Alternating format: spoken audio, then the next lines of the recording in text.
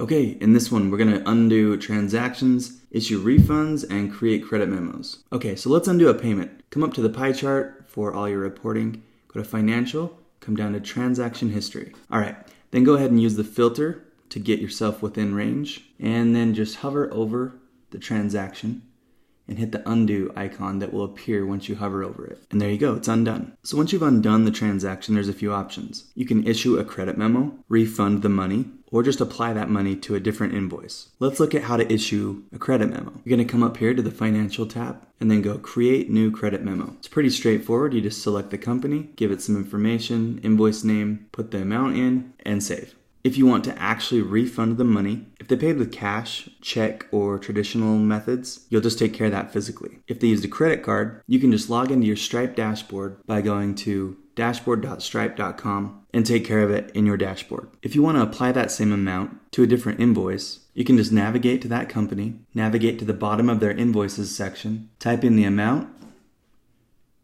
just call it an offline payment, whatever your preference might be, scroll to the bottom, and there you go.